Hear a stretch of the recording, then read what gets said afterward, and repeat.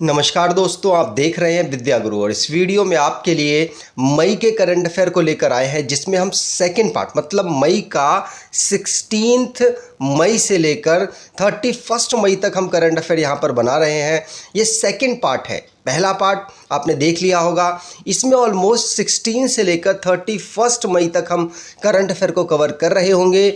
यहाँ पर हम किस टाइप के क्वेश्चंस आपसे अंदर डिस्कस करेंगे, उसके कुछ टॉपिक्स यहाँ पर आपको दिखा देते हैं। जैसे कि अभी रिसेंटली में WEF के द्वारा travel and tourism development index जारी हुआ। इसमें भारत ने कौन सी रैंक प्राप्त की, पहले पोजीशन पर कौन रहा, कितने देश थे, सभी बात करेंगे। रिसेंटली में इंडियन एयरफोर्स ने अभी एक हॉस्पिटल को लैंड कराया है, मतलब पोर्टेबल हॉस्पिटल लैंड कराया है। यहाँ पर 1000 फीट, लगभग 1000 फीट से यहाँ पर लैंड कराया और ऐसा करने वाला है, पहला देश बना, तो इसकी बात होगी। साथ साथ ईदा सीसा नोंगरेक ये कहाँ की डीएसपी बनी है और जिस राज्य की डीएसपी बनी है वहाँ की पहली फीमेल डीएसपी बन चुकी हैं, इनकी बात होगी। और वर्ल्ड के हाईएस्ट कंपटीशन पूल किसने डेवलप किया है, किस कंट्री ने डेवलप किया है, और पहले इंडियन कौन बने हैं जो कि स्पेस में टूरिज्म के रूप में जाएंगे, टूरिस्ट के रूप में जाएंगे, तो इसकी बात होगी। और साथ साथ इंटरनेशनल सोलर अलायंस भारत में इसका हेडक्वार्टर है, इसके 99th मेंबर कौन बने हैं, इन सभी की चर्चा इस वीडियो में हम करने वाले हैं। तो यहाँ पर आपके लिए मई के 16 मतलब सेकंड पार्ट है मई के करंट अफेयर का, 16 से लेकर 31 मई तक का करंट अफेयर कवर कर रहे हैं। वीडियो अगर आपको अच्छी लगे तो वीडियो आप लाइक करके ज़रूर जाइएगा। चलिए बात करते हैं आज के पहले क्वेश्चन की। तो पहला क्वेश्चन है, वर्ल्ड इकोनॉमिक फोरम के द्वारा एक रिपोर्ट जारी की गई, वो रिपोर्ट है travel and tourism development index. इस इंडेक्स में ये बताया गया इनकी रिपोर्ट के अनुसार कि टोटल इन्होंने वैसे 119 कंट्रीज़ की लिस्टिंग की है। इसमें पहले पोजीशन पर कौन है ट्रैवल एंड टूरिज्म डेवलपमेंट में, मतलब अपने यहाँ पर सबसे बेहतर ट्रैवल एंड टूरिज्म का एनवायरनमेंट प्रोवाइड कराने में। कोविड के बाद की ये पूरी लिस्ट है तो इम्पॉर्टेंट है, यूएसए है, पहले पर यूएसए है। भारत की बात करें तो भारत 39th पोजीशन पर है और पिछली बार से भारत की रैंक 15 बेहतर हुई है, मतलब पिछली बार भारत की 54 रैंक थी, इस बार 39 रैंक है, ध्यान रखिएगा। और अगर बात करें साउथ एशिया की तो साउथ एशिया में भारत पहले पोजीशन पर आ चुका है। ठीक, आगे बात करें तो ये रिपोर्ट देख लिया आपने। इसमें पहले पोजीशन पर कौन, यूएस, दूसरे पर स्पेन, तीसरे पर जापान और फ्रांस, उसके बाद ऑस्ट्रेलिया, और भारत 39th पोजीशन पर है। अगला क्वेश्चन, अभी रिसेंटली में एक इंसिडेंस हो गया, क्या कि जो ईरान के प्रेसिडेंट हैं उनका निधन हो गया। जो उनका हेलीकॉप्टर था वो क्रैश कर गया, जिसकी वजह से उनकी और उनके जो क्रू मेंबर और जो उनके सिक्योरिटी पर्सन्स हैं उनकी मृत्यु हो गई, उनके निधन हो गया। तो अभी रिसेंटली में उनके पद को, मतलब देश तो चलेगा ना, तो देश को चलाने के लिए नए इंटरिम प्रेसिडेंट बना दिए गए ईरान में, और ये है मोहम्मद मोखबर। कौन, मोहम्मद मोखबर ईरान के नए इंटरिम प्रेसिडेंट बने हैं इब्राहिम रईसी के निधन के बाद। ध्यान रखिएगा, भारत की तरफ से जो शोक संदेश होता है, शोक सभा में शामिल होने वाले कौन बने हैं, तो वाइस प्रेसिडेंट साहब शोक सभा में पार्टिसिपेट उन्होंने भारत की तरफ से किया है। जगदीप धनखड़ इनका नाम है। ये हैं अब नए प्रेसिडेंट, मतलब अभी इंटरिम प्रेसिडेंट है, जब तक कोई नए प्रेसिडेंट नहीं चुने जाते तब तक ये रहेंगे।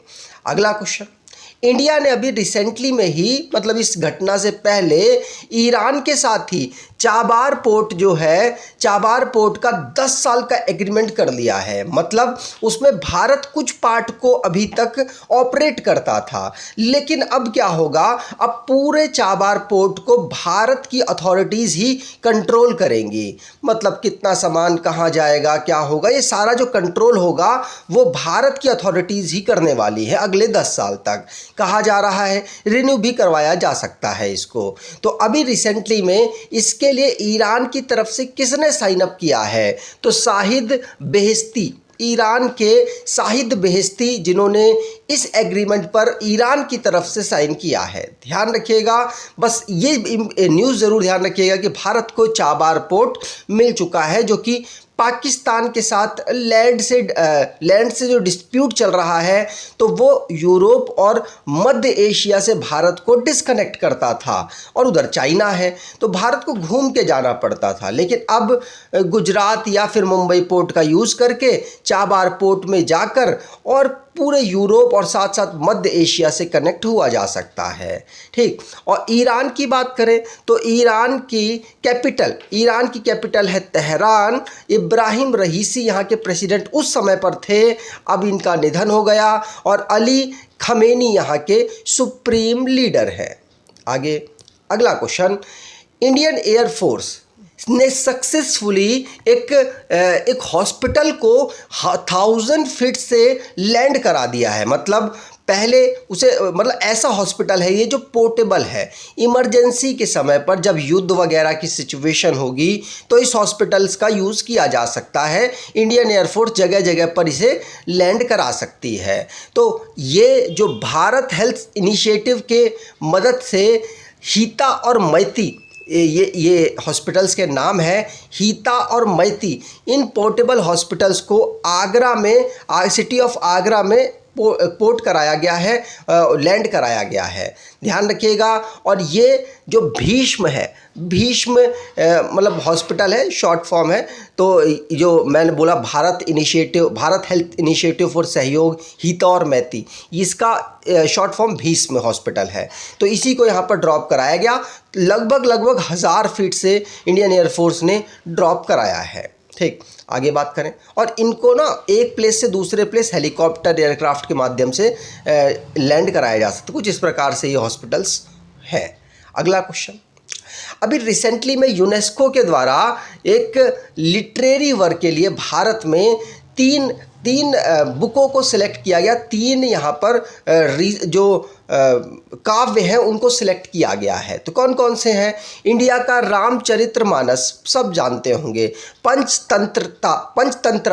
पंचतंत्रा को भी सब जानते होंगे। सहीम प्रोथ दयालोका, जो लोकाना, ये 3 यहाँ पर ग्रंथ हैं जिनको यूनेस्को के द्वारा वर्ल्ड रजिस्टर में मेमोरी के रूप में शामिल किया गया है। ध्यान रखिएगा, वर्ल्ड एशिया पैसिफिक रीजन की ये रजिस्टर है जिसमें यूनेस्को के द्वारा इन तीनों महाकाव्यों को शामिल किया गया है। ठीक, और रामचरितमानस अगर बात करें तो गोस्वामी तुलसीदास के द्वारा रिटन की गई थी।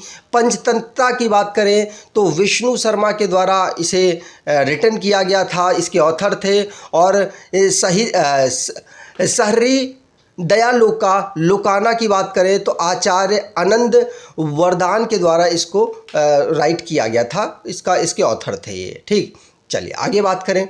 अगला क्वेश्चन, अभी रिसेंटली में GTRI मतलब ग्लोबल ट्रेड रिसर्च इनिशिएटिव के द्वारा एक रिपोर्ट जारी की गई है जिसमें ये बताया गया है कि भारत का लार्जेस्ट ट्रेडिंग पार्टनर कौन था?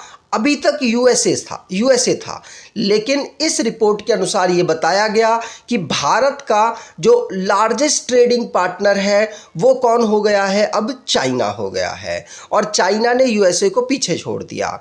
चाइना के साथ भारत का जो ट्रेडिंग है वो लगभग 118.4 बिलियन यूएस डॉलर है, और यूएसए के साथ 118.3 बिलियन यूएस डॉलर है। और उसके बाद रशिया का नंबर आता है, फिर सऊदी अरेबिया और सिंगापुर का नंबर आता है। ठीक, आगे बात करें। अगला क्वेश्चन, इदा सीसा नोंगरेक, ये अभी रिसेंटली में डीजीपी अपॉइंट हुई हैं, director general of police appoint हुई हैं, और ये अपॉइंट होने वाली पहली वुमेन बन चुकी हैं उस राज्य की। तो उस राज्य में कौन सा राज्य? मेघालय की बात कर रहे हैं। मेघालय में इदा सीसा नोंगरेक ये बन चुकी हैं डीजीपी, और ये डीजीपी बनने वाली पहली फीमेल बनी है। ध्यान रखिएगा। आगे बात करें। अगला क्वेश्चन, 7वें नंबर का, इंडिया फ्रांस के बीच में एक मिलिट्री एक्सरसाइज हुई है जिसका नाम है शक्ति नाम की एक्सरसाइज हुई है। ये भारत और फ्रांस के बीच में होती है। इसे 13 और से लेकर 26 मई तक ऑर्गेनाइज कराया गया उमरोई मेघालय में। इस एक्सरसाइज को 2 साल में एक बार ऑर्गेनाइज कराया जाता है। लास्ट टाइम इसे फ्रांस में नवंबर 2021 को ऑर्गेनाइज कराया गया। अगर भारत और फ्रांस की बात करें तो और भी एक्सरसाइज होती हैं दोनों के बीच में, जैसे कि Shakti war exercise, Garuda war exercise.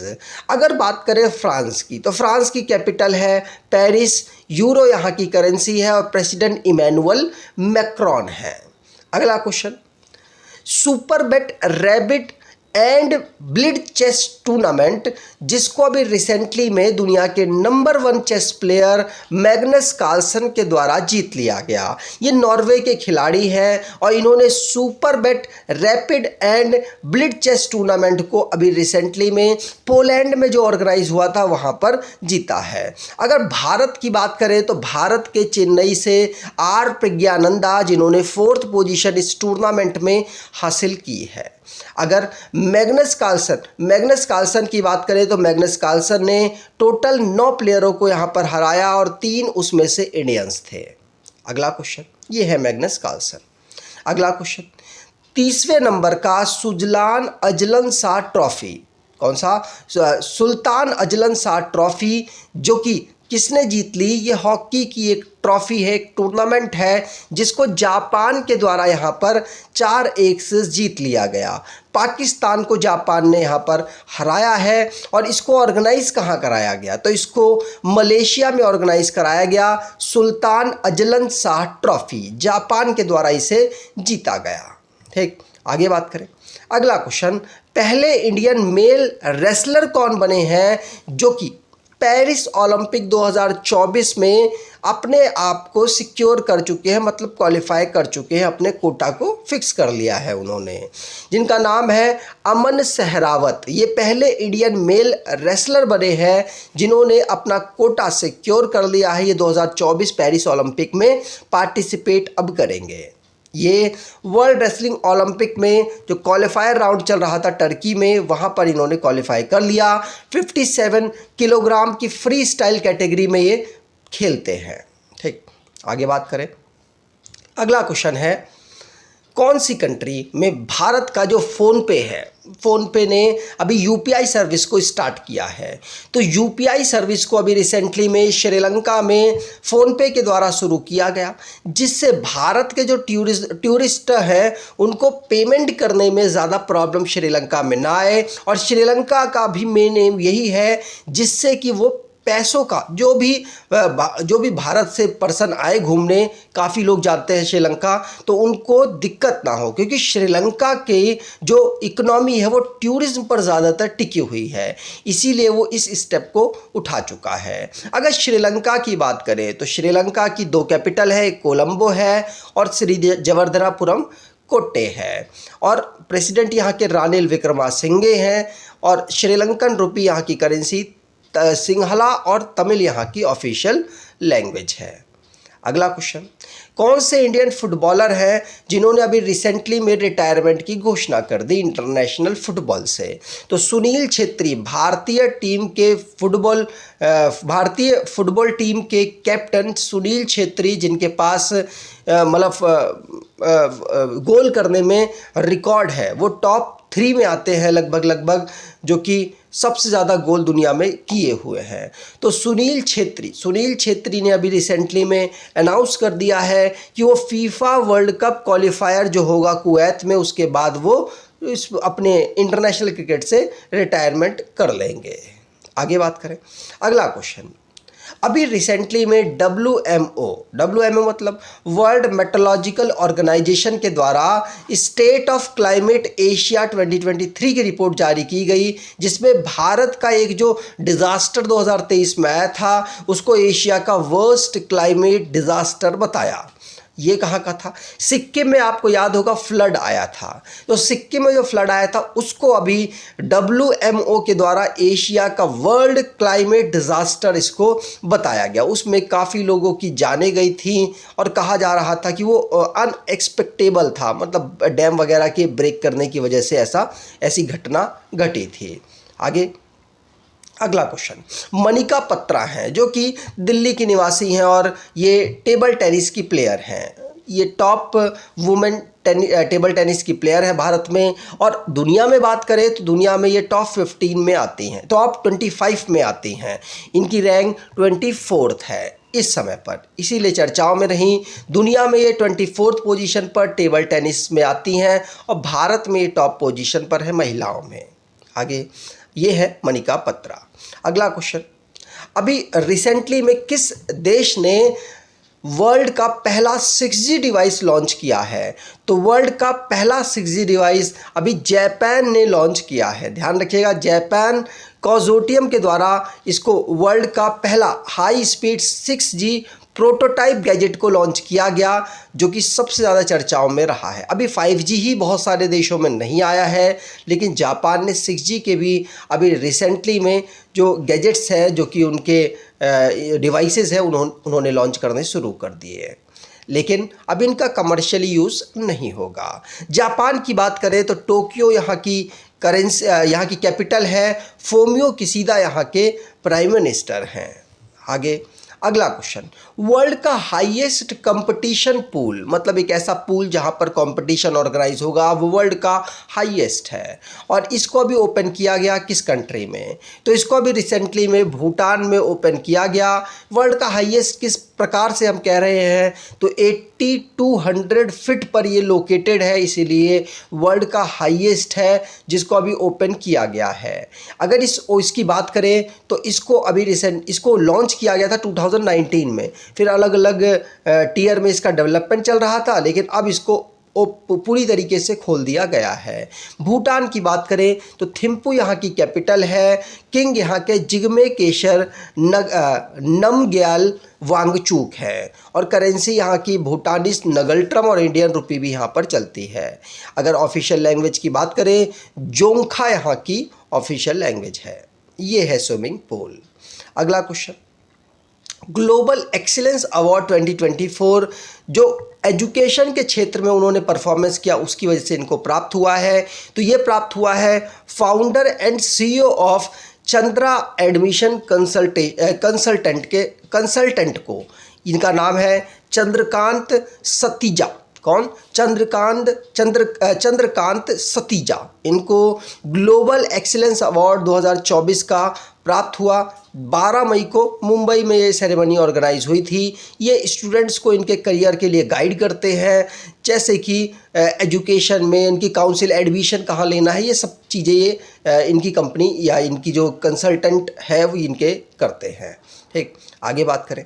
अगला क्वेश्चन, नए president supreme court bar association के कौन नियुक्त हुए हैं? तो सुप्रीम कोर्ट बार एसोसिएशन के नए प्रेसिडेंट कपिल सिब्बल नियुक्त हुए हैं। कौन? कपिल सिब्बल। याद रखिएगा, ये कपिल सिब्बल की बात करें तो इन्होंने अधीश सी अग्रवाल की जगह ली है, और कपिल सिब्बल जो कि कांग्रेस के बहुत बड़े लीडर भी हैं, ये अभी प्रेसिडेंट नियुक्त हुए हैं सुप्रीम कोर्ट बार एसोसिएशन के। आगे बात करें। अगला क्वेश्चन, अभी रिसेंटली में जो वर्ल्ड में ओल्डेस्ट पर्सन अब ये बन चुके हैं जो कि स्पेस में ट्रैवल करने जाएंगे, जिनका नाम है एड वाइट। एड वाइट 90 साल के हैं और अब ये ब्लू ऑरिजिन के माध्यम से ये अनाउंस किया गया, इन्फॉर्मेशन दी गई कि वो 37 लोगों को स्पेस में भेज रहे हैं और उनमें से एक 90 साल के एड वाइट भी हैं, जो कि अभी तक के वर्ल्ड के ओल्डेस्ट पर्सन बन चुके हैं जो कि स्पेस पे जा रहे हैं। ये हैं एड वाइट। ठीक, अगला क्वेश्चन, रस्किन बॉन्ड, जिनको अभी रिसेंटली में साहित्य अकेडमी फेलोशिप 2024 के लिए प्राप्त हुई है। एक लिटरेचर है, इंग्लिश ऑथर के, और इनको साहित्य अकेडमी फेलोशिप अभी रिसेंटली में प्राप्त हुई है।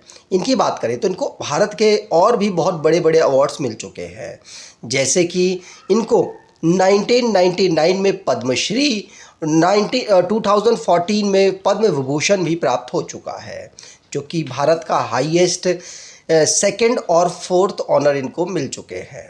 अगला क्वेश्चन, ब्राज़ील जो कि साउथ अमेरिका की एक कंट्री है, जहां पर FIFA women's world cup organise होगा पहली बार।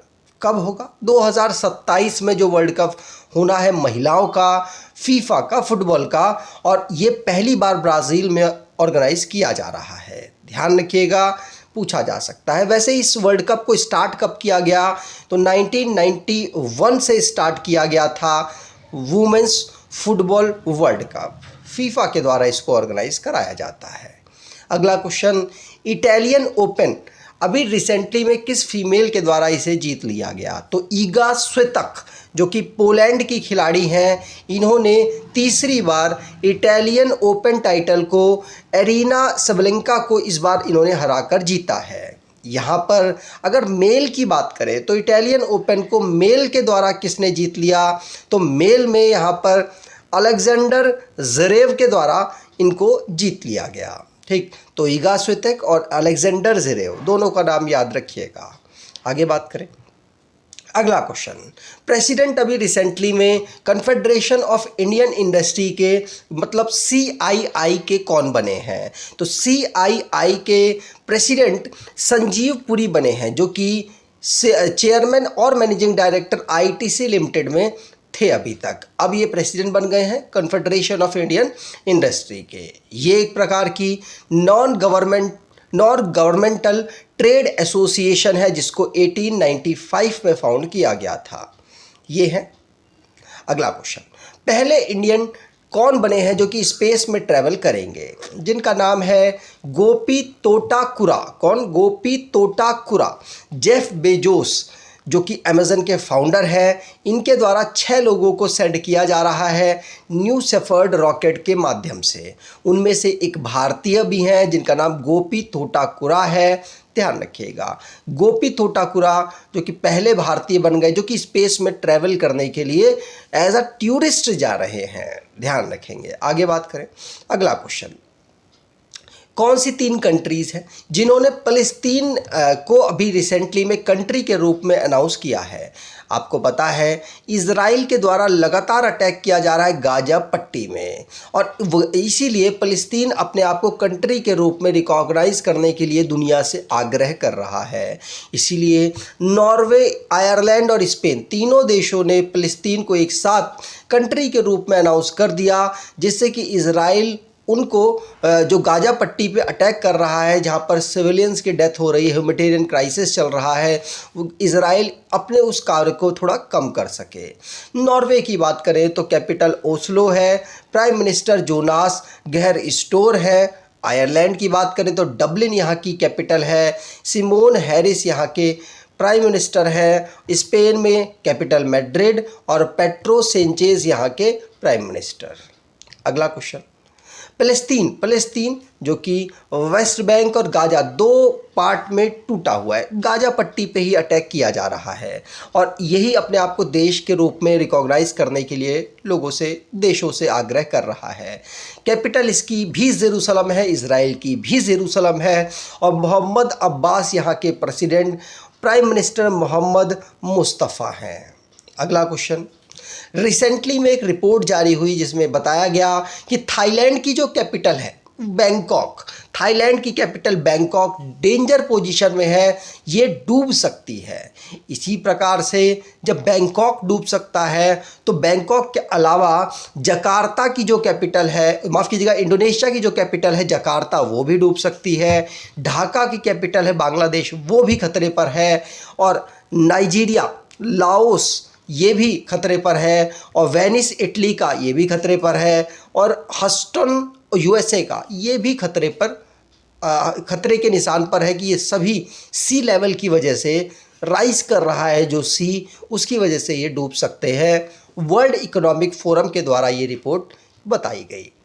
अगला क्वेश्चन, 33% किस राज्य ने 33% महिलाओं को जो कॉन्ट्रैक्ट वाली जॉब्स होती हैं उनमें मंडेट कर दिया है कि अब 33% महिलाएं इसमें काम करेंगी जो कॉन्ट्रैक्ट वाली जॉब्स होती हैं उनमें भी?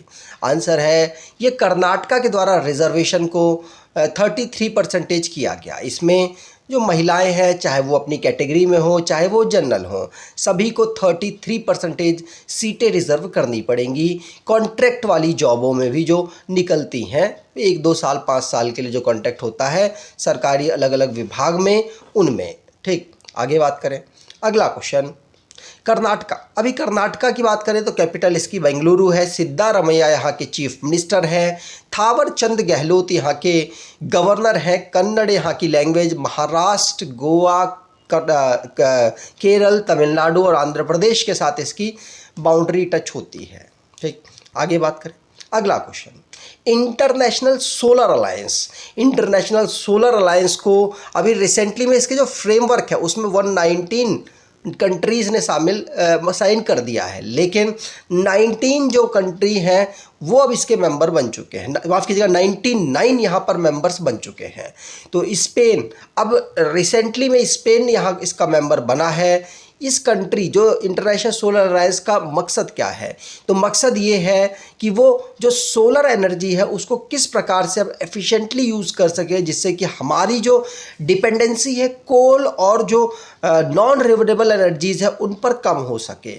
इसीलिए इस संस्था या फिर इस अलायंस को बनाया गया भारत और फ्रांस के कोलैबोरेशन के माध्यम से 2015 में। इसका हेडक्वार्टर गुरुग्राम हरियाणा में अवेलेबल है। ठीक, आगे बात करें।